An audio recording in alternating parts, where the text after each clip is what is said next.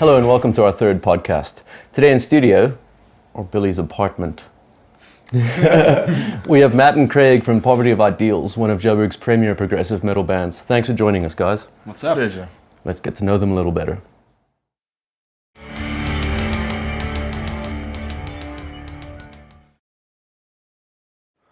Wow, difficult question. I think when we started Poverty of Ideals, we didn't ever imagine we were going to be a progressive metal band. We had the idea of, start a band. I think we didn't really have any goals. We just, we all these. Yeah, we were actually going to be a normal metal band with a vocalist and everything, but I mean, it took us like 2 years of auditioning vocalists and other guitar players. We didn't find anybody, so we just actually ended up where we are. We didn't exactly plan to, we didn't set out to be a prog band. We just sort of, I think matured into one. I think the fact that we're all musicians and we studied music, it's the only route to go as a musician playing metal music. It's the only way to grow, Playing the standard metalcore, there's only so much you can do. Whereas progressive music, you can go wherever you like, and I think that's what kind of drew us to the progressive movement. But it's cool being one of the only bands. It's nice that we stick out and people know progressive metal band, Poverty of Ideals. Who else in South Africa is doing that? So it's good to know.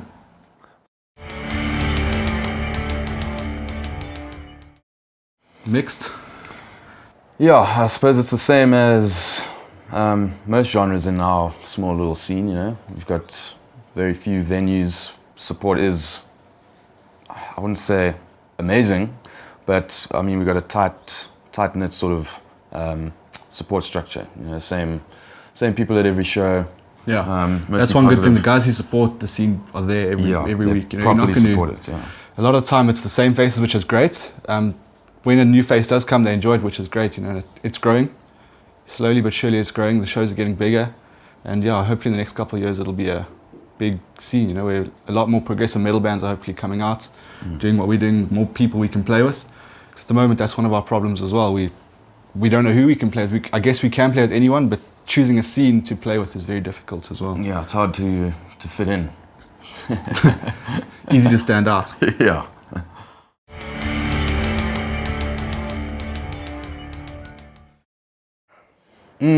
Well, from a guitar perspective, it makes a big difference. You sort of got to make up for the lack of a second guitar. So it sort of forces you to write more interesting riffs, more interesting sort of lead passages and whatnot. It's a lot different. It took a lot of getting used to, actually. I was very used to, also with Pestor and other bands I'd been in, having a second guitar player sort of splits the work. Yeah, I think a lot of work falls onto Craig. He's our main writer. He's the guy who comes with the riff, so it's difficult for us. Sometimes Kyle, he plays guitar as well, so he'll bring an idea, but majority of the time it's Craig bringing the ideas, which is cool. So basically, Craig brings an idea, we all put our input in, and it's nice that there is a lot of space, especially for a bassist. I get to do a lot more. I get to do a lot of stuff I wouldn't do if I was playing with two guitarists, because it wouldn't really stick out. Now I'm kind of filling that second guitar spot. Yeah. But it's nice that at least people can hear the bass and understand what's going on that side of the spectrum of things. Yeah, it also makes a big difference, not having a vocalist for the same reason. You have to sort of make everything a little bit more interesting. You've got to be, you've got to capture people's attention. If you don't have that front man who's constantly, pointing at you or getting your attention and hyping up the crowd, we've got to find other ways to do that. And we try and do that by writing interesting music.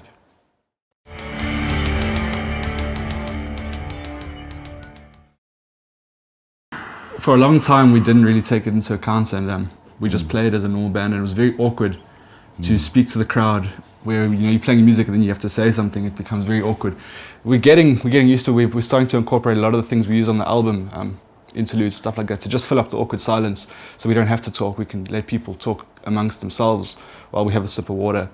We do tend to, give it our all live. I think that's maybe one of our selling points. We really enjoy what we play, and I think people can see that. Yeah, I mean, for us, it's performance-wise, we'd still perform the same if we had a vocalist, if we had a 5-piece band, a 6-piece band, whatever. The main thing for us is, like you said, in between songs, chatting to the crowd, and we don't have that. Yeah. I know I'm personally very awkward with a microphone. I hate it. I'd rather, if I'm hiding behind my guitar, that's cool. We don't mind. So yeah, like you said, we try to incorporate our interludes into the show just to ease the transition from song to song. Yeah.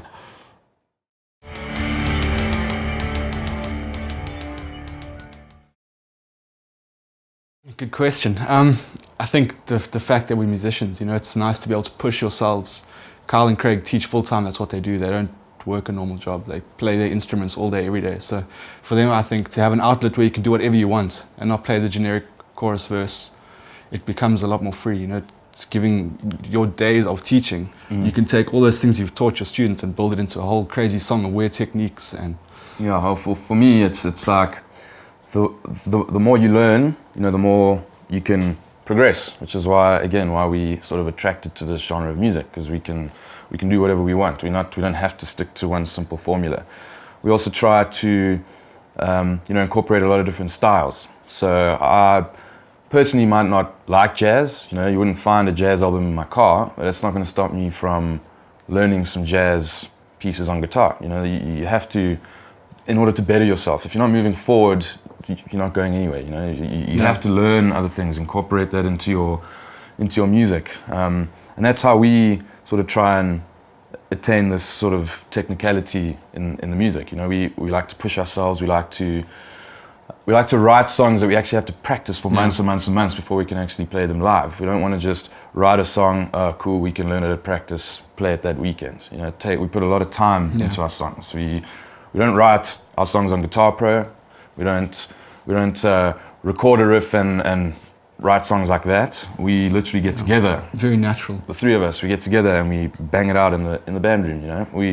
I'll play a riff. Carl will come up with something. I'll be like, no, that's crap. Make it better. Carl will say the same to me. We'll do the same to Matt. We're all pushing each other to be as technical as we can. Yeah, obviously without ruining it, there's a lot of melody, and a lot of times we do just play simple 4/4, like a new song we've written.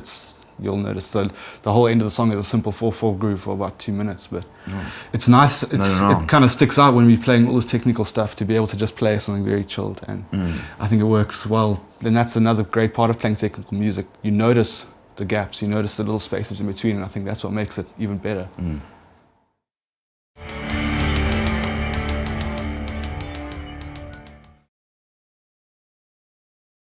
Well, biggest challenge, for bands, it's the same for everybody, is always funding. It's expensive to get into a studio and to record an album, especially, like I said earlier, the way that we write music is we don't have it all recorded. We like to play it together. So we're all together. The way we recorded was in Kyle's bedroom, a laptop, straight into the DI. Recorded a lot of the riffs on clean. That's drove me crazy. Recording riffs on clean and solos and stuff. The biggest challenge, again, was funding. That's why we did it in the bedroom. We were lucky enough to have a mate in London who has very nice equipment. So we actually sent him everything we recorded, and he sent it back to us, and it was just brilliant. Oh, that was amazing. Amazing. From what we sent to what we received was 100% increase. It was we were really blown away, and we were super happy because a lot of the recording process we were very unmotivated because it all sounded so bad. It was clean guitars. We're like, oh, this album's going to sound like crap. And I think if we had played it to someone who'd never heard our band, they would have probably never listened to us again. It was just and when it came back, it sounded brilliant. We're really happy with it, and we'd definitely go back to him. We will go back to him again soon.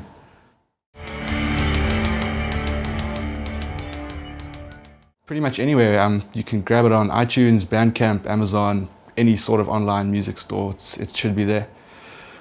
We sell it live at shows and also on the Agent Audio websites, just www.agentaudio.co.za. There's a link, we'll come deliver it to your house. It'll be one of us, pick it up at a gig. Check us out.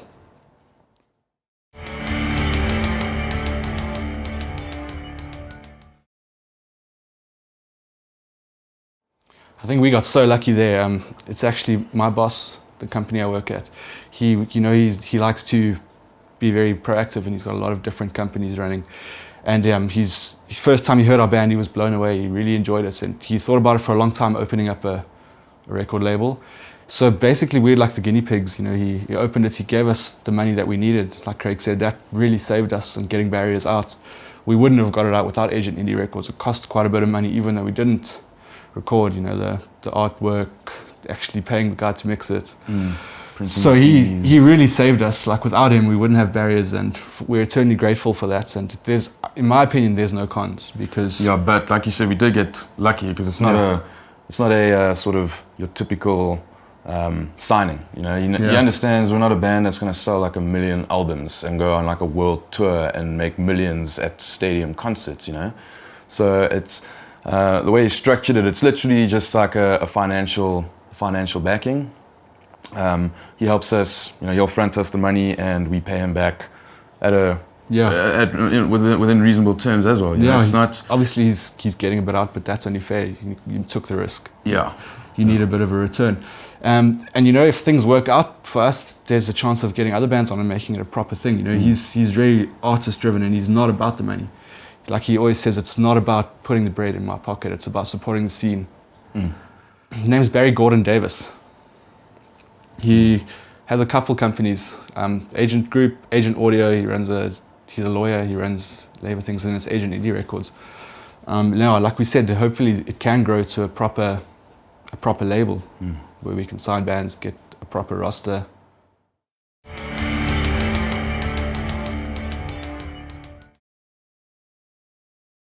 Yeah, it does take a lot of work out of our hands, not work out of our hands, but a lot of effort we don't have to put in that side of things. It's very demanding, and like we were discussing earlier, it's hard to, if you are getting somewhere and guys are booking you, it's difficult to keep them all in track and in order. And it's nice to have someone to, you know, we don't have to go at the end of the show and ask for the guy to pay us. That's, you know, his thing. We keep that, we try to keep it separate from the music. Obviously, you know, if you'd like to take it seriously, you need to kind of make money to afford to do it. And it's nice to have someone to, you know, look after that for you.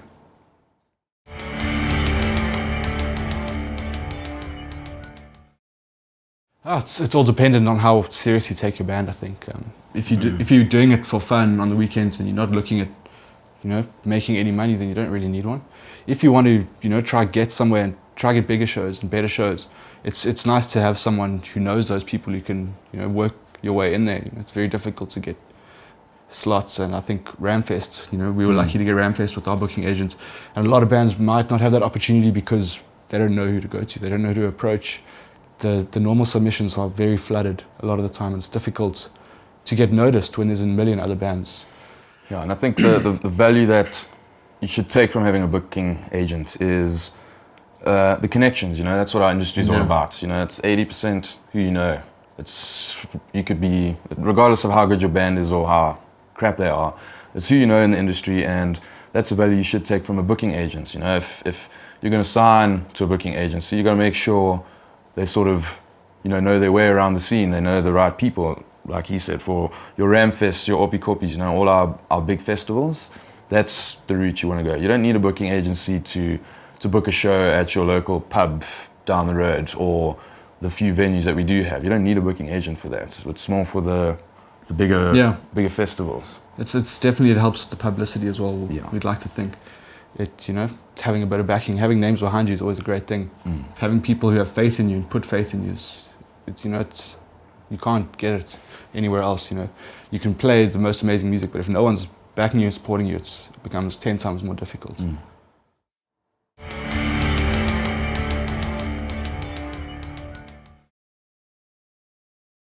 I'll keep Craig's word. Craig always says at every interview, you know, hang around with guys who are better than you at what you do.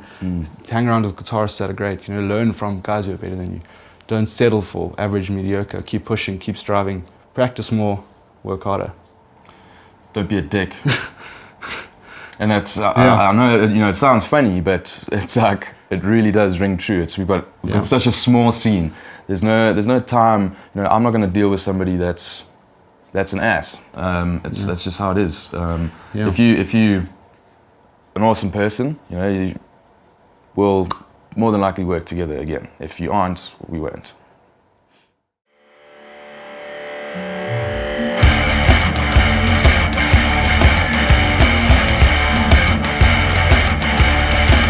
Thanks so much to Matt and Craig for taking the time to join us in studio. We hope it gave you a clearer insight into the local music scene and what it takes to make it.